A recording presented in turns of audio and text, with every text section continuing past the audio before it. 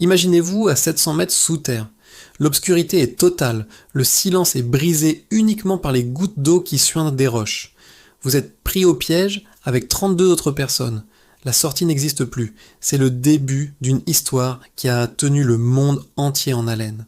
Une histoire de survie, d'espoir et de l'incroyable résilience de l'esprit humain face à l'impossible. On a d'abord cru qu'ils étaient morts, perdus à jamais, et puis un message est remonté des profondeurs de la Terre. Nous sommes le 5 août 2010, au cœur du désert d'Atacama, au Chili. C'est l'un des endroits les plus arides MOFPI de la planète. Sous cette terre sèche et craquelée, des hommes de travail dans la mine de cuivre et d'or de Sainte-Rosée. Soudain, vers 14 heures, un bruit assourdissant. La montagne gronde. Un bloc de roche gigantesque, aussi haut qu'un immeuble de 45 étages, s'effondre. La mine s'est écroulée, piégeant 33 mineurs à près de 700 mètres de profondeur. Dès les premières heures, c'est le chaos. Au-dessus, à la surface, les familles se rassemblent, angoissées, cherchant désespérément des informations. Mais en dessous, la situation est bien pire. Les 33 hommes, menés par leur chef de quart, Luis Urzúa, se retrouvent dans un refuge de sécurité, un petit espace de 50 mètres carrés. Le tunnel principal est complètement bloqué. Toutes les voies de sortie sont anéanties. Ils sont coupés du monde. Leurs lampes frontales percent à peine l'obscurité. L'air est lourd, chaud, humide. La première chose qu'ils font, c'est un inventaire de leurs provisions. Le résultat est terrifiant. Quelques boîtes de thon, un peu de lait, des biscuits, pas assez pour tenir plus de quelques jours. Pendant que le monde ignore encore s'ils sont vivants, sous terre, une organisation incroyable se met en place. Dès le premier jour, ils décident de rationner la nourriture de manière drastique. Chaque homme reçoit une cuillère de thon et un demi-biscuit toutes les 48 heures. C'est à peine assez pour survivre. Mais ils savent que leur seule chance est de faire durer leur maigre réserve le plus longtemps possible. Ils collectent aussi de l'eau non potable qui s'écoule des murs, une source vitale mais risquée. Les premières journées sont une épreuve psychologique immense. L'incertitude est leur pire ennemi. Sont-ils recherchés ? Sait-on même qu'ils sont en vie ? La peur, le désespoir, la faim les ronge. À la surface, les efforts de sauvetage commencent immédiatement. Mais c'est une tâche colossale.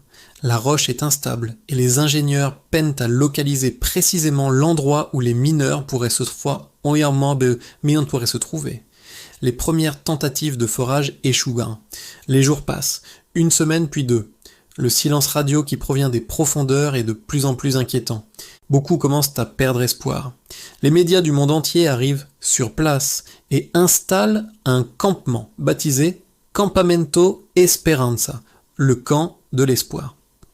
Les familles des mineurs y vivent, suspendues aux moindres nouvelles. Elles refusent d'abandonner. Elles prient, elles attendent, elles maintiennent la pression sur les autorités. Et puis, après 17 jours d'angoisse et de silence, un miracle se produit. Le 22 août, l'une des sondes de forage, après de multiples échecs, atteint enfin une galerie près du refuge. Lorsque les sauveteurs remontent la sonde, ils sentent des vibrations. Quelque chose a été attaché au bout. C'est un petit morceau de papier enroulé dans du ruban adhésif. Un message écrit au feutre rouge. Ces quelques mots vont faire le tour du monde et changer le cours de l'histoire. Estamos bien en el refugio los 33. Nous allons bien dans l'abri, les 33. L'euphorie est indescriptible. À la surface, c'est une explosion de joie. Les familles pleurent, s'étreignent. Le président chilien de l'époque, Sébastien Piñera, brandit le message devant les caméras du monde entier. Les 33 mineurs sont en vie. C'est une nouvelle incroyable, mais ce n'est que le début d'un défi encore plus grand. Maintenant, il faut les maintenir en vie et les sortir de là. Une caméra est envoyée par le forage. Pour la première fois, le monde voit les visages des mineurs. Ils sont barbus, amaigris, mais leurs yeux brillent d'une lueur d'espoir retrouvé. Le contact est établi. Un cordon ombilical est mis en place via des tubes étroits, appelés Paloma. On peut désormais leur envoyer de la nourriture, de l'eau, des médicaments, des messages de leur famille. Ils reçoivent dans des gels nutritifs, puis des aliments plus solides.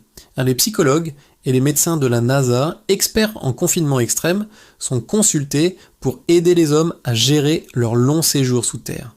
Pour les mineurs, La survie s'organise avec une discipline de fer. Leur chef, Luis Urzúa, a divisé l'espace en zones. Une pour dormir, une pour manger, une pour les déchets. Ils établissent une routine stricte pour garder un semblant de normalité et préserver leur santé mentale. Le matin, ils travaillent à déblayer les chutes de pierre provoquées par les forages. L'après-midi est consacré aux loisirs. Ils jouent aux cartes, chantent, racontent des blagues et regardent même des matchs de football grâce à un petit projecteur qu'on leur a fait descendre. Chaque homme a un rôle. Mario Sepúlveda, charismatique et plein d'énergie, devient le présentateur. C'est lui qui filme les vidéos envoyées à la surface, montrant leur quotidien et gardant le moral du groupe au plus haut. Yoni Barrios, qui a des connaissances en premier secours, devient l'infirmier du groupe. Il vaccine ses camarades et suit les instructions des médecins à la surface. Cette organisation et cette solidarité sont la clé de leur survie. Ils se soutiennent mutuellement, partageant leurs peurs et leurs espoirs. Ils savent que la moindre dispute pourrait être fatale à l'équilibre du groupe. Pendant ce temps, à la surface, une opération de sauvetage d'une complexité sans précédent est lancée. C'est une course contre la montre. 3 plans de forage sont mis en œuvre simultanément, nommés plan A, plan B et plan C, utilisant différentes technologies pour creuser un puits de secours assez large pour extraire les hommes un par un. Des ingénieurs du monde entier apportent leur expertise. Des centaines de personnes travaillent jour et nuit. Le plan B, utilisant une foreuse plus rapide, est celui qui progresse le plus vite. Le monde entier suit chaque mètre creusé. Les semaines passent lentement. Le 9 octobre, après 33 jours de forage ininterrompu, la foreuse du plan B atteint enfin les mineurs. Un cri de victoire retentit dans tout le campement. Le tunnel de la liberté est percé, mais il reste une dernière étape cruciale, la remontée. Une capsule de sauvetage spéciale est conçue sur mesure. Elle s'appelle Phénix, comme le phénix qui renaît de ses cendres. C'est une nacelle métallique étroite, à peine plus large que les épaules d'un homme. Chaque mineur devra y faire un voyage de près de 20 minutes pour remonter les 700 mètres jusqu'à la surface. La nuit du 12 octobre 2010, l'opération finale commence. Le monde entier a les yeux rivés sur le Chili. Plus d'1 milliard de téléspectateurs suivent l'événement en direct. Le premier secouriste descend dans la capsule pour préparer les hommes. Puis, un par un, les mineurs commencent leur ascension vers la vie. Le premier à sortir est Florencio Avalos. Quand il émerge de la capsule, sous les applaudissements et les larmes, il serre son fils et sa femme dans ses bras. C'est un moment d'une émotion intense. Pendant les 22 heures qui suivent, les 32 autres mineurs remontent. Chaque sortie est une nouvelle victoire. Le charismatique Mario Sepúlveda sort en deuxième, plein d'énergie, criant de joie et offrant des pierres de la mine en souvenir. Le plus jeune, Jimmy Sanchez, âgé de 19 ans, le plus âgé, Mario Gomez, 63 ans. Chacun a son histoire, chacun est accueilli en héros. Le dernier à remonter après 69 jours passés sous terre est le chef de quart, Luis Urzúa. En capitaine courageux, il a insisté pour être le dernier à quitter le navire. À sa sortie, il déclare simplement « J'ai fait ce pourquoi nous nous étions engagés ». Quand la capsule remonte vide pour la dernière fois, une pancarte est placée sur le puits scellé. Mission accomplie, Chili. La foule explose de joie. Les familles, les sauveteurs, le pays tout entier célèbrent ce triomphe de la vie. L'histoire des 33 mineurs chiliens est bien plus qu'un simple fait divers. C'est une leçon magistrale sur la force de l'esprit humain. C'est la preuve que face à une situation désespérée, l'organisation, la discipline et surtout la solidarité peuvent accomplir des miracles. Ces hommes, enfermés dans l'obscurité la plus totale, n'ont jamais abandonné. Ils ont transformé leur prison en une communauté soudée, où l'entraide était la seule loi.